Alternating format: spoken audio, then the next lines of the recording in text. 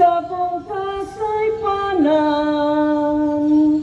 linis ako sa kong kasalanan. Maluoy ka, Ginoo,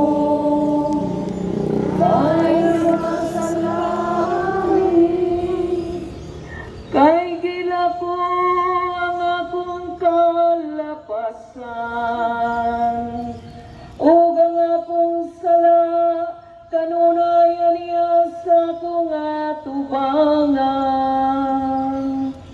Kanimo lamang nakasala ako,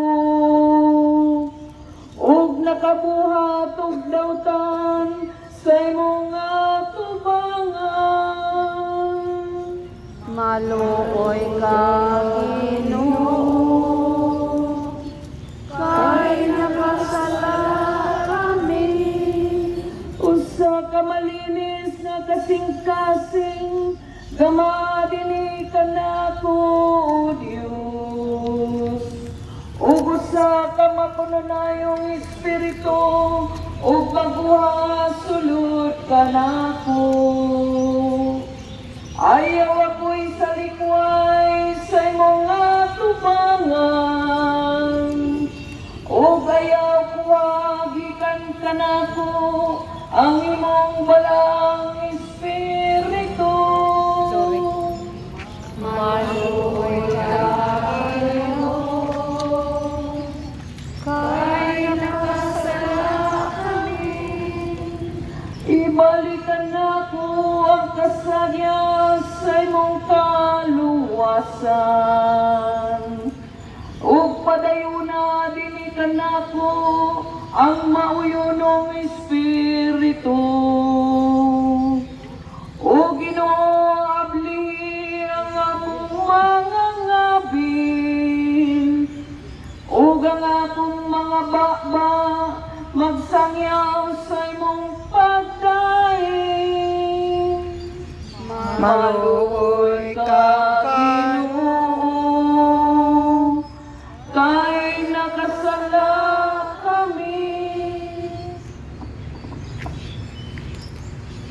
Dinhi sa atong pagsunog sa mga lukay nga gigamit nato sa niaging tuig, atong gihulagway ang atoang kaugalingon nga mga kasaypanan diha sa pagpamalandong nato sa pagsugod nining balaang mga adlaw sa Kwaresma. Ginawa tunta nga diha sa pagsunog nato nining mga lukay ato sa nagisugdan kung hinay-hinay pagsunog ang atong mga karlapasan. Nga diha sa pagsunog sa maong mga lukay, hinay-hinay usab kag pagkausab sa atong kagsa-kagsa kakaugalingon, gikan sa pagkalukay ngadto sa pagkaabog, gikan sa pagkamakasasala ngadto sa bagong pagkatao.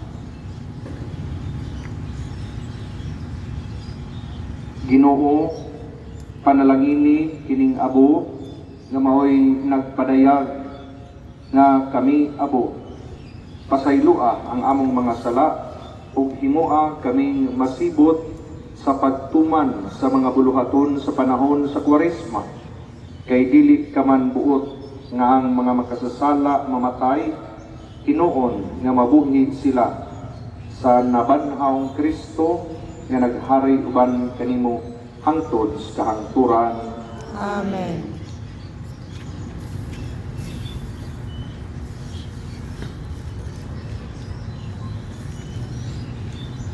Amahan, tanawa nga mahigugmaon ang imong katawhan